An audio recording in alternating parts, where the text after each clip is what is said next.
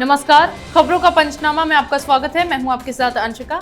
हम लेकर आए हैं आपके लिए देश दुनिया की 5 बड़ी खबरें, जिनके विश्लेषण के लिए मेरे साथ स्टूडियो में मौजूद हैं कैपिटल टीवी के editor in chief doctor Manish Kumar. Doctor Manish, बहुत बहुत स्वागत। धन्यवाद। सबसे पहले नजर डाल लेते हैं हेडलाइंस पर। उत्तराखंड में नेतृत्व परिवर्तन की अटकलों के बीच सीएम बदलने की चर्चाएं तेज। मुख्यमंत्री त्रिवेंद्र सिंह रावत पहुंचे दिल्ली। अंबानी के घर के बाहर मिले विस्फोटक केस की जांच पहुंची एनआईए के हाथ। हिरेन की मौत के बाद भी मुंबई पुलिस की जांच पर उठे सवाल। रोहिंग्या मुसलमानों को लेकर जम्मू कश्मीर प्रशासन का बड़ा फैसला। वेरिफिकेशन कैंप की शुरुआत, वापस भेजने की कार्रवाई से मचा हड़कंप। बाटला हाउस एनकाउंटर केस में इंडियन मुजाहिदीन आरिज खान दोषी करार। कोर्ट के फैसले के बाद ट्रोल हुए कांग्रेस नेता। पाकिस्तान में हिंदू परिवार के 5 लोगों की हत्या से मचा दहशत। चाकू, कुल्हाड़ी से रेते गले, रहस्यमयी हालत में मिले शव।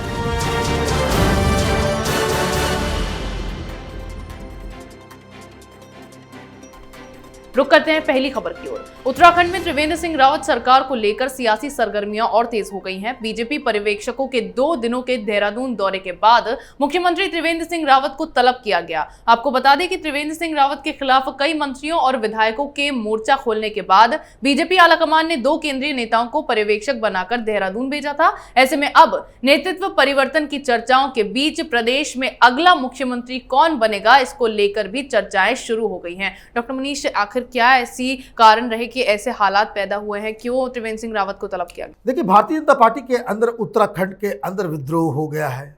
जो लोग कल वहां के मुख्यमंत्री के साथ थे, वो लोग उनके खिलाफ अलग तरह की एक साजिश रच रहे हैं। इसको कंट्रोल करने के लिए 2 वहां पे लोग भेजे गए। एक तो दुष्यंत गौतम साहब को भेजा गया और छत्तीसगढ़ के जो ex chief minister Raman Singh को भी वहां भेजा गया। अब खबर ये आ रही है कि मुख्यमंत्री साहब खुद दिल्ली आ गए, उनको दिल्ली बुलाया गया है। अब समझने वाली बात यह है कि बहुत सारी चर्चाएं वहाँ पे नाम चल रही हैं। तो निशंक साहब का नाम चल रहा है, जो अभी फिलहाल एचआरडी मिनिस्टर है। लेकिन जहाँ तक बीजेपी का सवाल है, तो बीजेपी के अंदर अचानक से इस तरह से उथल पुथल हो जाए और चुनाव के 1 साल पहले मोदी सरकार के अंदर किसी मुख्यमंत्री को इस तरह से बदला जाए, ये पहले नहीं हुआ है। मैं आपको बता दूं कि झारखंड के अंदर भी जो बीजेपी के चीफ मिनिस्टर थे, वो काफ़ी अनपॉपुलर थे। बहुत लोग मांग कर रहे थे कि इसे बदला जाए, लेकिन आखिर भी उसे बदला नहीं गया था। तो ये घटनाएं तो घट रही हैं, कयास भी लगाए जा रहे हैं, लेकिन ये कम चांसेस ऐसा लग रहा है कि मुख्यमंत्री को वहाँ पे बदला जाए। यानी कि रावत के खिलाफ विद्रोह की आवाजें तेज होने के बाद अब उत्तराखंड में मुख्यमंत्री बदलने की भी चर्चाएं तेज हो गई हैं। वहीं उद्योगपति मुकेश अंबानी के घर के बाहर विस्फोटक मिलने के बाद से हड़कंप मचा हुआ है। पहले मुंबई पुलिस की जांच से असंतुष्ट होकर इस केस को एंटी टेररिज्म स्क्वाड को सौंपा गया और अब इसे एटीएस से लेकर राष्ट्रीय जांच एजेंसी यानी एनआईए को सौंप दिया गया है, जिसके बाद अब इस केस की जांच एनआईए करेगी। इसके साथ ही मनसुख हिरेन की मौत मामले की जांच भी एनआईए को ही सौंप दी गई है, क्योंकि मनसुख हिरेन का शव मिलने के बाद इस पूरे केस को हत्या का मामला कहा गया और फिर एक बार मुंबई पुलिस जांच पर भी सवाल उठने लगे। इन आरोपों के बाद शिवसेना नेता संजय राउत ने कहा था कि महाराष्ट्र सरकार की छवि के लिए आवश्यक है कि इस मौत के राज से पर्दा उठे।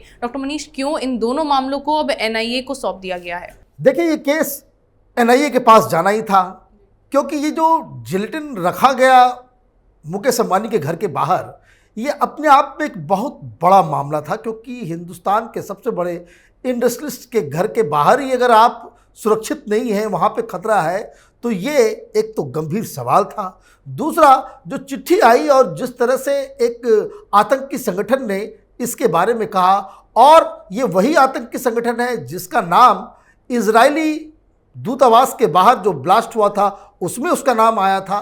तो एक तो ये मसला एनआईए के लिए अपने आप बन गया था। लेकिन स्कॉटलैंड यार्ड जो है मुंबई की, वो तो स्कॉटलैंड यार्ड ही है। अचानक से मालूम चलता है कि जिस शख्स की वो गाड़ी थी उसकी संदिग्ध अवस्था में मौत हो जाती है। और उसके बाद भारतीय जनता पार्टी की तरफ से एक और खुलासा किया गया कि वहाँ पे किसी इनकाउंटर स्पेशलिस्ट के साथ सचिन वाजे का नाम इसमें जुड़ने लग गया कि भाई एक दूसरे को ये लोग जानते थे, और इसलिए ये मसला पेचीदा होता गया। और मैं आपको बता दूं कि इस केस को एनआईए टैकल करे, इसके पक्ष में उद्धव ठाकरे उसके पक्ष में नहीं थे। ये अमित शाह गृह मंत्रालय के कहने के ऊपर इस केस को एनआईए में ट्रांसफ़र किया गया है। अब ये उम्मीद की जानी चाहिए कि ये इस साजिश के पीछे कौन कौन लोग हैं इसका पर्दाफाश हो। यानी कि मुंबई पुलिस की जांच से असंतुष्ट होकर इस जांच को एनआईए को सौंपा गया, जिसके बाद उम्मीद की जा रही है कि इस केस की सच्चाई से पर्दा उठेगा। वहीं जम्मू कश्मीर प्रशासन ने अहम फैसला लिया है। जम्मू में रहने वाले रोहिंग्या मुसलमानों की बायोमेट्रिक जानकारी समेत बाकी डिटेल जुटाने का काम शुरू कर दिया गया है। इस दौरान जम्मू में लगे कैंप में भारत में अवैध तरीके से रह रहे 155 रोहिंग्या मुसलमानों की पहचान हुई है। इन्हें अब निर्धारित होल्डिंग सेंटर में भेजा गया है। रोहिंग्या मुसलमान अपने देश में और उत्पीड़न से परेशान होकर बांग्लादेश के रास्ते भारत में दाखिल होकर जम्मू समेत देश के कई हिस्सों में बस गए हैं। जिन रोहिंग्याओं की पहचान की गई है, इनके पास देश में रहने या कहीं आने जाने के वैध दस्तावेज नहीं थे। आरोपियों के खिलाफ पासपोर्ट एक्ट की धाराओं में कार्रवाई की गई है। डॉक्टर मनीष, क्यों जम्मू कश्मीर प्रशासन की ओर से ये फैसला लिया गया है? इसलिए लिया गया कि ये जो रोहिंग्या जो इलीगल तरीके से हिंदुस्तान में रह रहे हैं, ये देश की सुरक्षा के लिए खतरा है। खतरा इसलिए है क्योंकि ये लोग जहाँ जहाँ अपना आशियाना बना रहे हैं, वो मालूम चलता है कि वो किसी मिलिट्री बेस के बाहर होता है, किसी सीआरपीएफ कैंप के बाहर होता है, किसी रिसर्च सेंटर के बाहर होता है। तो ये सारी चीज़ें जो हो रही है, ये अनायास नहीं हो रही है। ये लोग म्यांमार से आए, ये बांग्लादेश के जरिए हिंदुस्तान आए, इनके पास इलेक्शन वोटर आई कार्ड भी बन गया, इनके पास आधार कार्ड भी बन गया। तो ये कौन लोग हैं जो इनकी मदद कर रहे हैं? तो ये एक साजिश के तहत ये रोहिंग्या जो म्यांमार में हैं, जो हिंदुस्तान की ना बोली जानते हैं ना बातचीत करना जानते हैं, उनको हिंदुस्तान के अलग अलग कोने में कौन बसा रहा है, इसके पीछे कौन कौन लोग हैं, इसकी भी जांच होनी ज़रूरी है। और सरकार अभी जगी है, और जो खबर आ रही है कि जिस तरीके से लाखों की संख्या में रोहिंग्या और बांग्लादेशी घुसपैठी हिंदुस्तान के अंदर डेरा डंड जमा करके बैठे हुए हैं, तो इन लोगों को बाहर निकालने की कार्रवाई शुरू हो गई है। और फिलहाल जो 155 जो अवैध दस्तावेज के बिना पे हिंदुस्तान में रह रहे थे, इन लोगों को डिटेंशन कैंप में डाल दिया गया है, और बहुत जल्द ही इन्हें इनके देश रवाना किया जाएगा। यानी कि रोहिंग्या मुसलमानों को देश की सुरक्षा के लिए खतरा माने जाने के तहत ये फैसला लिया गया है। उधर बाटला हाउस एनकाउंटर से जुड़े एक केस में दिल्ली की एक अदालत ने बड़ा फैसला सुनाया है, जिसके तहत इंडियन मुजाहिदीन के आतंकी आरिश खान को दोषी करार दिया गया है। अदालत ने कहा है कि ये साबित हो गया है कि एनकाउंटर के वक्त खान भागने में कामयाब हो गया था। आरिश खान को कितनी सजा होगी, अदालत इसकी घोषणा 15 मार्च को करेगी। अदालत के इस फैसले के बाद सोशल मीडिया पर कांग्रेस नेता सलमान खुर्शीद का पुराना बयान शेयर किए जाने लगा, और साथ ही लोग आरिश खान के दोषी होने पर कांग्रेसी नेता को ट्रोल करने लगे। उस समय सलमान खुर्शीद ने कहा था कि बाटला हाउस की तस्वीरें देख सोनिया गांधी की आंखों में आंसू आ गए थे। डॉक्टर मनीष, आखिरकार आरिश खान को अब दोषी करार दिया गया है। देखिए, दोषी करार दिया गया, वो एक नॉन टेररिस्ट था। ये इसलिए इस केस में पकड़ा गया था। जो बाटला हाउस का जो केस हुआ था, वो दरअसल हिंदुस्तान में उस जमाने में 2008 के आसपास कई सारे बम धमाके हो रहे थे, जिसके पीछे इंडियन मुजाहिदीन का हाथ बताया जाता था। ये इंडियन मुजाहिदीन नाम का संगठन सिमी का एक एक्सट्रीमिस्ट विंग था। इस वजह से सिमी के ऊपर बैन लगाया गया था। अब ये सिमी के सारे लोग, अब पीएफआई को नाम बना करके उसने अलग संगठन खोल रखा है। तो ये दरअसल न सिर्फ सोनिया गांधी ने ये काम किया था, ये काम केजरीवाल ने भी किया था। केजरीवाल ने तो पीआईएल तक डाला था कि भाई ये सारे बच्चे जो है वो इनोसेंट हैं, ये निर्दोष हैं, पुलिस वालों ने जानबूझकर की इसकी हत्या कर दी। इस तरह की थ्योरी ये लेफ्ट लिबरल कबाल की तरफ से हिंदुस्तान में फैलाई गई थी।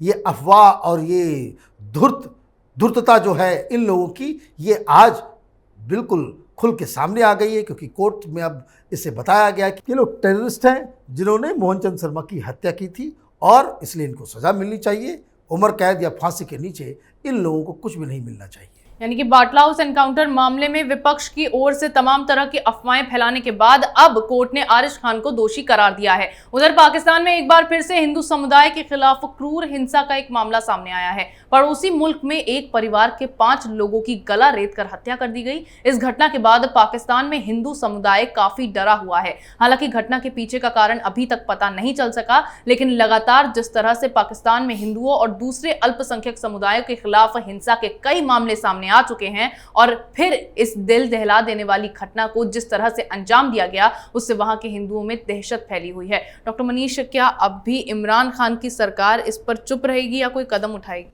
देखिए, वो एक इस्लामिक मुल्क है, उनका पॉलिसी बिल्कुल ही डिक्लेयर्ड है। वहाँ हिंदू को लोग हेट करते हैं, यही पढ़ाया जाता है, यही सिखाया जाता है। वहाँ मदरसों में इसी बात की ट्रेनिंग दी जाती है कि किस तरीके से काफिरों को ख़त्म करना है। सवाल तो हिंदुस्तान के सेकुलर जमात से है, उस सेकुलर इंडस्ट्री से है जो इस तरह के माहौल में फंसे हुए हिंदू हों या क्रिश्चियन हों या सिख हों, उनके लिए जो सीए कानून बनाया गया था कि वो लोग चूँकि वहाँ पे प्रताड़ित हो रहे हैं तो हिंदुस्तान में उनको नागरिकता दी जा सकती है, जिसका ये लोग विरोध कर रहे हैं। सवाल उनसे पूछा जाना चाहिए। दरअसल पाकिस्तान, वहाँ के जिहादी गैंग जो है वो इसके लिए तो जिम्मेदार है ही, लेकिन वहाँ की जो हिंदुओं की जो हालत हो रही है उसके लिए हिंदुस्तान का विपक्ष भी जिम्मेदार है। क्योंकि आपने देखा कि किस तरीके से सीए कानून ऐसे ही लोगों के लिए बनाया गया था कि जो पाकिस्तान में, अफ़गानिस्तान में, बांग्लादेश में जो फंसे हुए माइनॉरिटीज़ हैं, जिनके ऊपर वहाँ पे कोहराम मचाया जाता है, उनको कत्ल किया जाता है, उनको प्रताड़ित किया जाता है, उनके लिए हिंदुस्तान एक रास्ता खोल रहा था। इन लोगों ने विरोध किया और ये शाहीन बाग का पूरा आंदोलन इसी पे था। तो ये सवाल सिर्फ इमरान खान के लिए ही नहीं है, बल्कि हिंदुस्तान में जो सेकुलरिज्म का जो फर्जीवाड़ा करने वाला जो गैंग है उससे भी पूछा जाना चाहिए। यानी कि जिस तरह से इस हत्या को पाकिस्तान में अंजाम दिया गया, उसके बाद पाकिस्तान की सरकार पर तो सवाल उठ ही रहे हैं, साथ ही इस पर विपक्ष को भी अपनी चुप्पी तोड़ देनी चाहिए सीएए को लेकर। देश दुनिया की तमाम बड़ी खबरों पर हमारे साथ आपके विश्लेषण के लिए बहुत बहुत धन्यवाद। Thank you. खबरों का पंचनामा में आज इतना ही। अगर आपको हमारा ये वीडियो पसंद आया हो तो इसे लाइक करें, शेयर करें, कमेंट करें, साथ ही हमारे चैनल को सब्सक्राइब करें। और अगर आप तक हमारे खबरों के नोटिफिकेशंस ना पहुंच पाते हो तो अब आप कैपिटल टीवी के ऐप को भी डाउनलोड कर सकते हैं।